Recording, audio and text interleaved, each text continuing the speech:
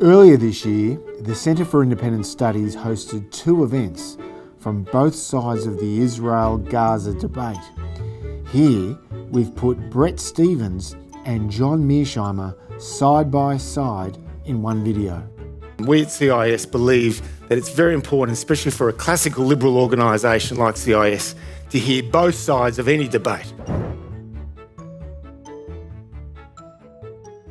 Many democratic legislators who have traditionally been very supportive of Israel have called on Netanyahu to be replaced.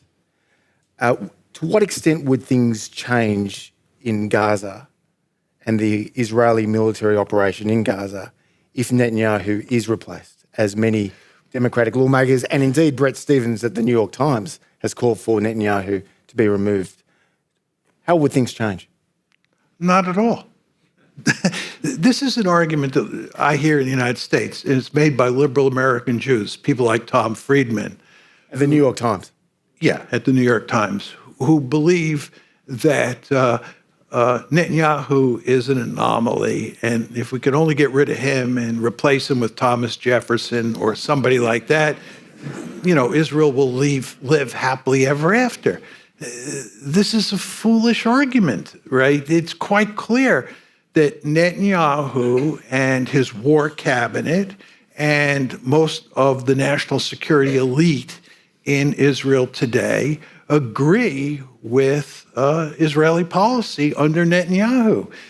So it wouldn't change anything. It wouldn't change Okay. anything. It would change hardly anything.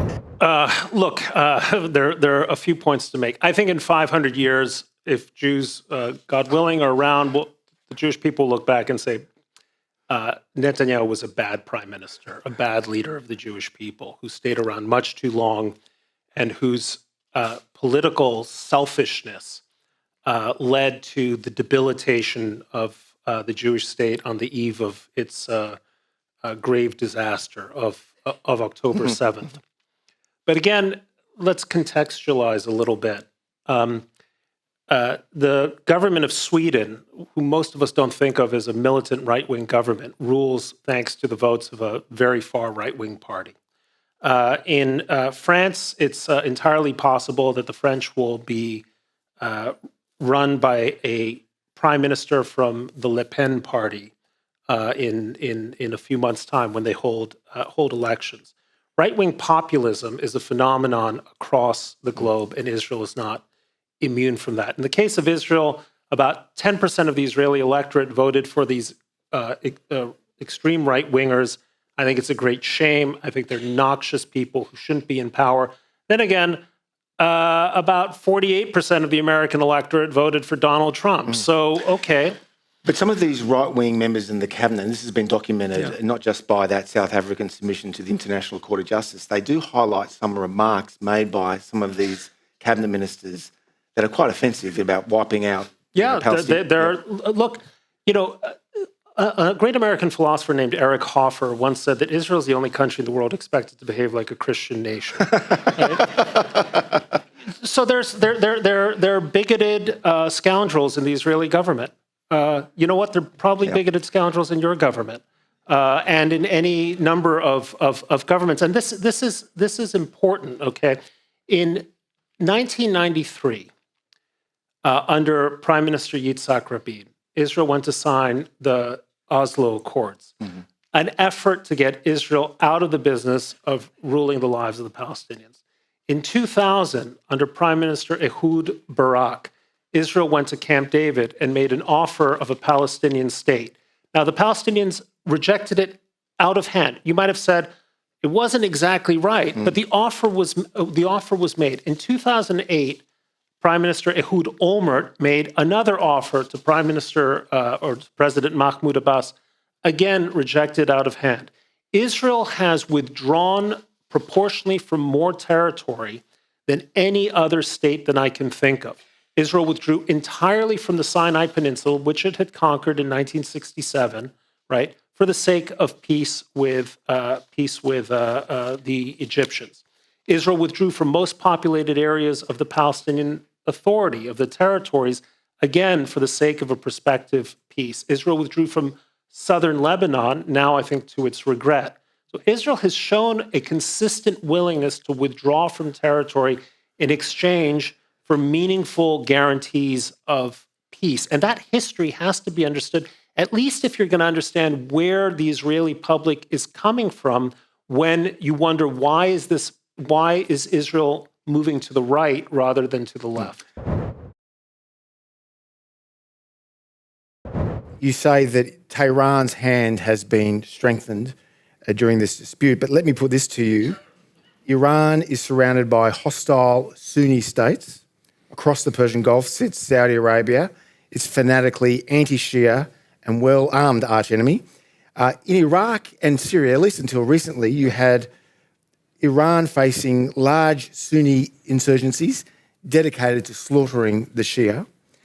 Then there's the internal unrest within Iran. A lot of younger people, a lot of younger Iranians take a more liberal view about the world than their parents, and certainly the Shia clerical regime. So are you overlooking Iran's real weaknesses and limitations? Well, he only gave me 50 minutes to talk. If he had been willing to fulfill my request to be able to talk for 2 hours, I would have qualified my argument somewhat. Though there's absolutely no question that Iran has significant problems. But the thing you want to remember about Iran is that Iran is much more powerful than all of its neighbors. It has a very large population, and the human capital inside of Iran is very impressive, right? And if you were to look at the potential balance of power between Iran and Saudi Arabia, if they were both able to mobilize all their resources, it's a Bambi versus Godzilla situation. That's why the Saudis are so interested in the Abraham Accord.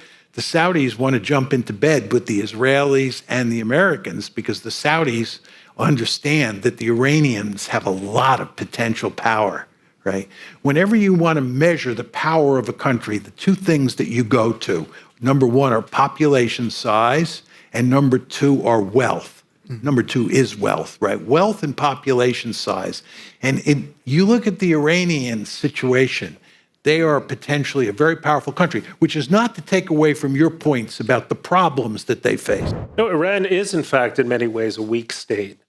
It is like North Korea is a weak state, but weak states can do a great deal of damage. I've contended in other areas that the problem that we have now with China isn't that it's a rising power, in fact, that it's a diminishing power. And diminishing powers often tend to be more aggressive because they feel that time is against them, and so they try to play their hand through... a bit like Russia in Crimea and the Donbass. They're declining power. Well, to some extent, that analysis is exactly right, that Russia has always responded to a sense of internal weakness with an effort at expansionary, aggressive foreign policy. But, look, again, with Iran, it is impossible to understand Iranian behavior merely as the function of a nation state pursuing rational national interests. The rational Iranian position should not be against Israel, right? And in fact, until 1979, Israel had few better friends in the Muslim world than the Shah, right? Than that traditional Persian monarchy. For a whole variety of reasons. Some of them go back to the fact that, Cyrus freed the Jews 2,500 years ago or whatever it is, often because they had, at the time, a more clear common enemy in regimes like Saddam, the early years of Saddam's Iraq or other Sunni states in the region. The reason Iran behaves the way it does is because it has an ideology and a theology. And those are fundamentally militant and aggressive. For example, Iran without nuclear weapons, if you'll remember just a few months ago, lobbed missiles at Pakistan, which has nuclear weapons. That's not a rational act. It's the act of a regime that is uniquely aggressive.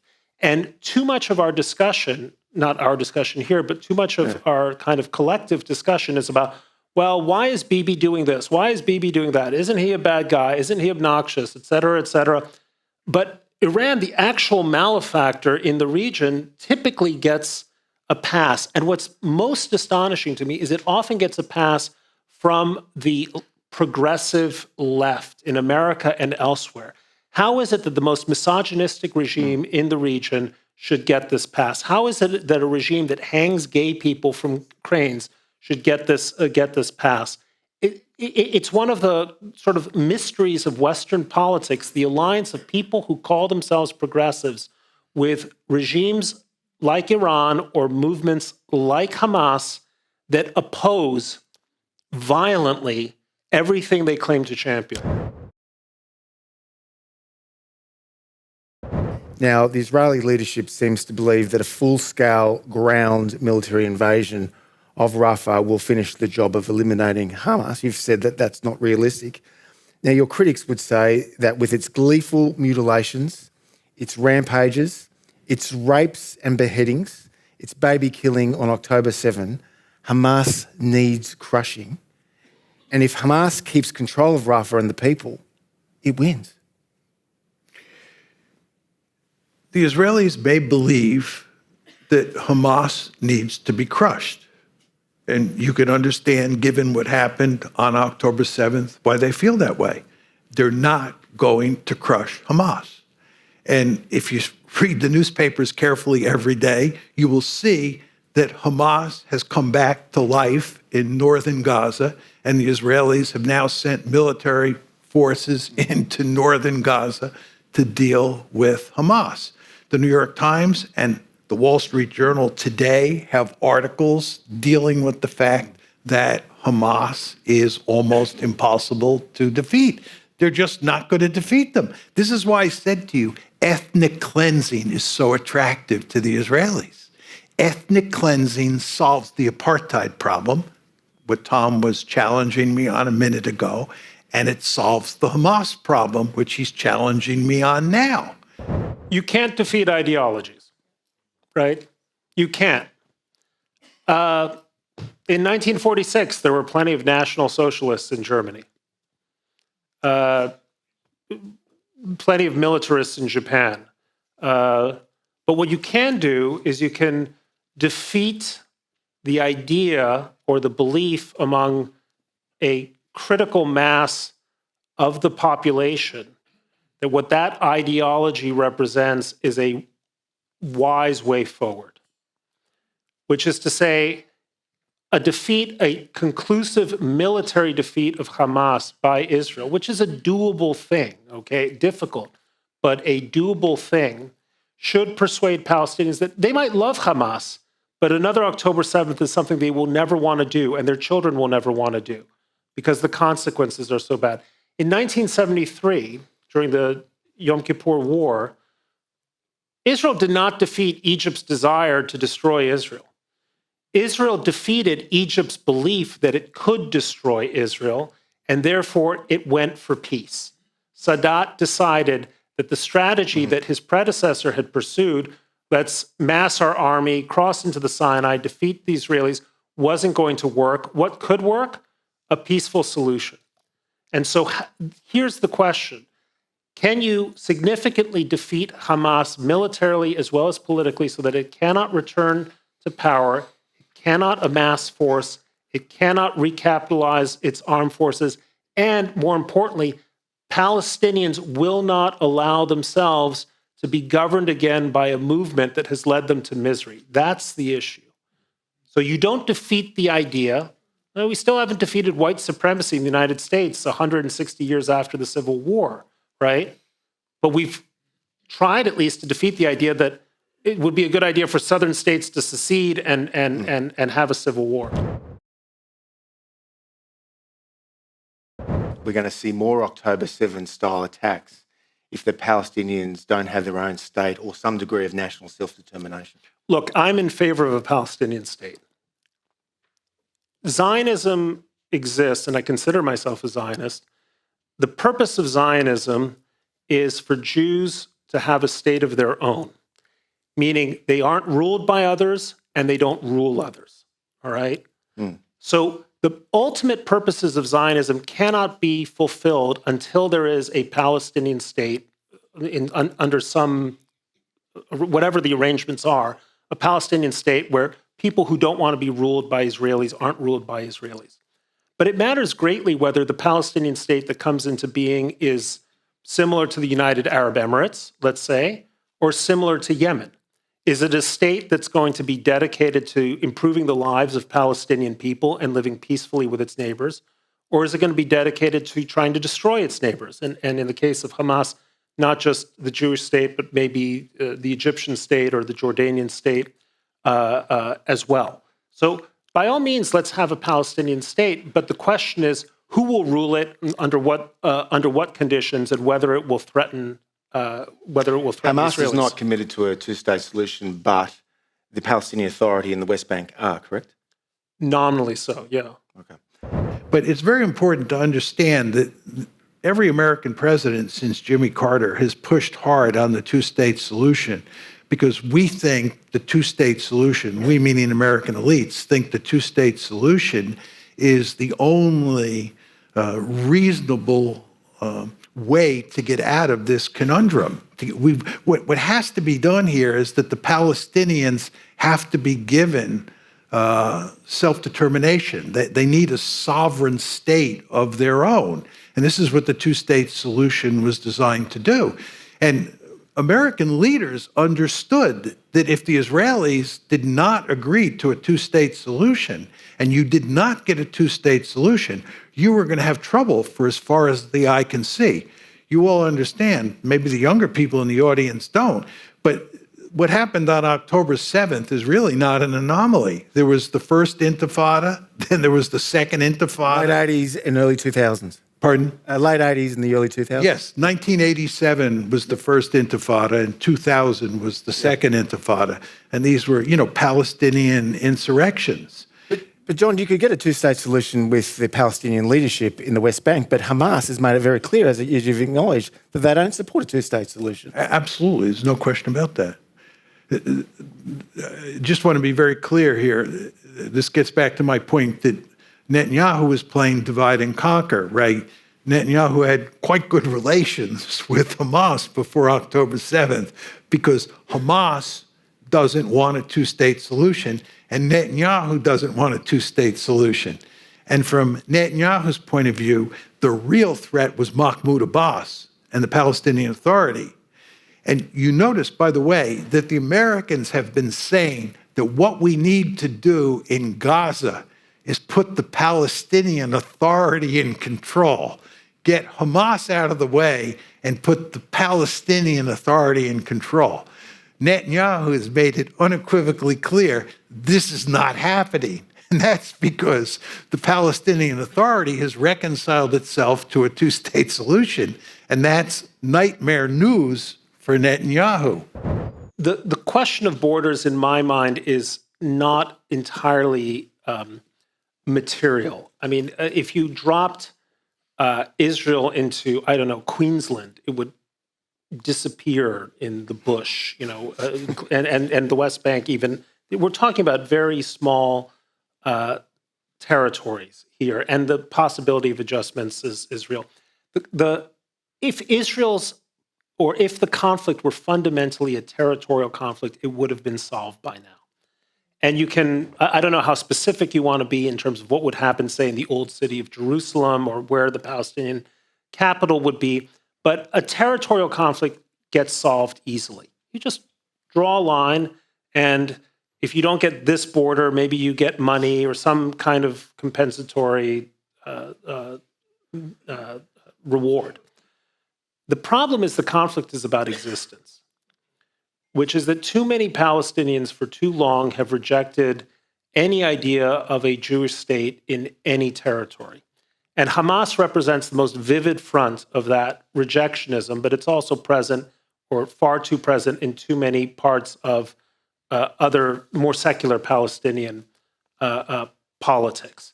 So how is it that we can, the great question is, how can we transform this existential conflict, which is really about 1948 and the creation of the State of Israel, into a territorial conflict, which is more about 1967 and the question of borders.